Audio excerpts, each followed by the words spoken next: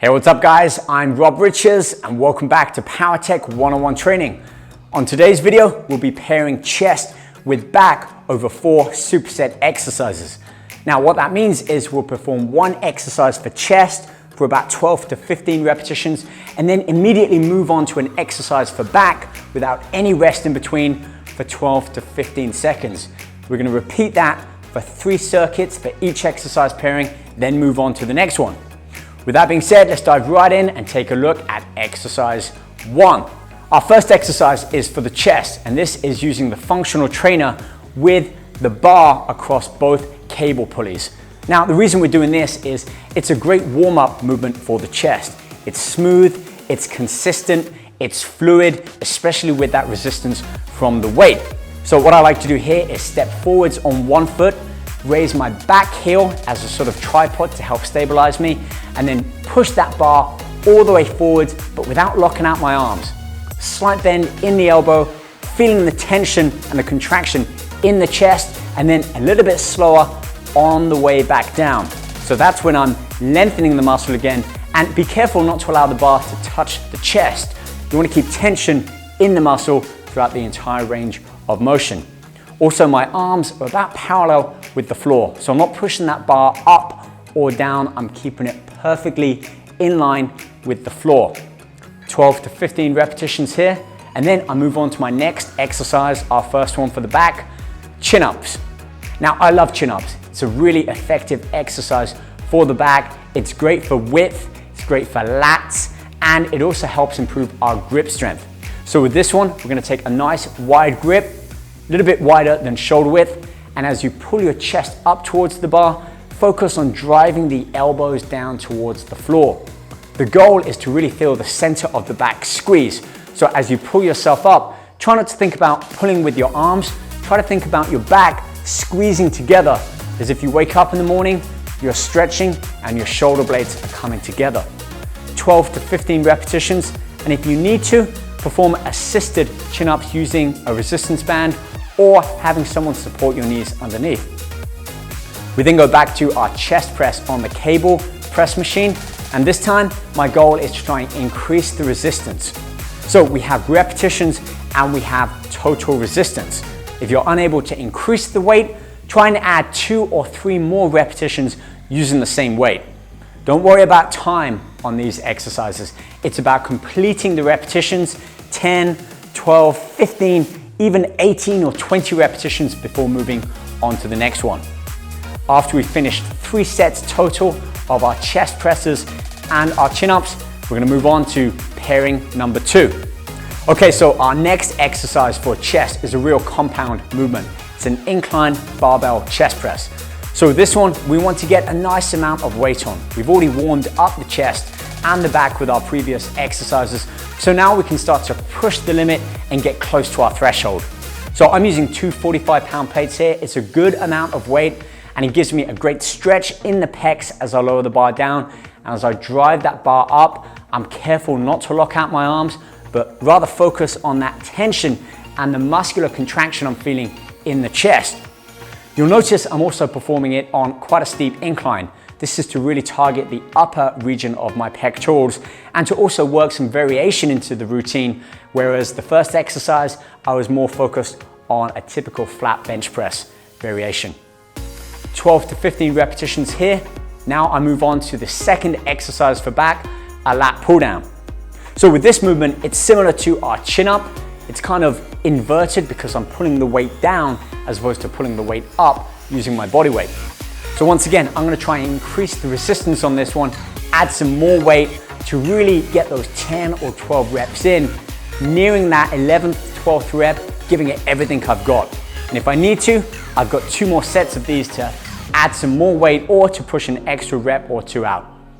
Just as with the chin-ups, you want to focus on driving the elbows down towards the floor and not letting the elbows flare out. This is all about control, being smooth, and being consistent with each and every rep. Okay, let's move on and have a look at pairing number 3. And for this one, we have cable flies paired with our barbell rows. Now, this is the first exercise for chest where we're not performing a compound press movement. We've got that out the way, now we can start to work on some detail. So with cable flies, just like a bird flapping its wings, we're gonna start out nice and wide, get a good stretch in your pecs. And with this one, I step forwards again like I did with the first exercise, so I can really be in charge and control that stretch in the chest. Keep my arms fixed with a slight bend in the elbow. I drive my hands together, meeting at the center of my chest at near enough a full arm's length, and squeezing the chest as I do so. My hands are only just gently touching, and then as I take a big deep breath in through my nose, expand my rib cage, fill up my lungs with air, I'm opening those cables back out and controlling, resisting that weight back down. Notice I'm not allowing the weights to touch with any of these movements. That's because I want to keep tension in the muscle and not let the weights rack and reduce that tension from my muscle on every repetition. Now with cables, I'm going to push up a little bit higher on that rep range and shoot for 15 reps. If you can't hit 15 reps, lower the weight or start off at 10, 12 repetitions and try to build up over your following second and third set. For our third exercise for back, this is a real compound movement, the barbell row. And for this one, I'm using an underhand grip. So variation comes in many forms. I can change my width, I can change the types of handles that I'm doing, I can change the angle at which I'm working the back, and I can also change the hand position from an overhand to an underhand. Now the reason I'm doing this is I feel it worked my back in a slightly different manner than if I did with an overhand. So this is up to you, but include variation, whether that's on every set or every workout. Just make sure that you're not becoming stagnated by always doing the same exercise the same way. With this movement, I'm flexing forwards at the waist. I'm not quite parallel to the floor. I'm slightly bent forwards. This way I can really drive my elbows up towards my side, basically up to the ceiling again, and then draw that barbell up towards my lower abdominals. This allows me to really get a good deep stretch in my back, focus on that muscular contraction, and then a full length in my arms, stretching out the lats all the way back down. Smooth, fluid, and be in control of every rep. Right then, let's move on to our fourth and final superset. And for this one, I'm using the pec fly attachment on the workbench. Now this is really a great piece of kit because it isolates my chest. It keeps that movement through a fixed range of motion, meaning all of the tension is coming from my chest and I'm not having to stabilize like I would with a barbell or even the cables to a degree using my shoulders and arms. So I'm not going super heavy on this one. I'm focusing more on the contraction in the muscle and squeezing my pec as I bring my hands together.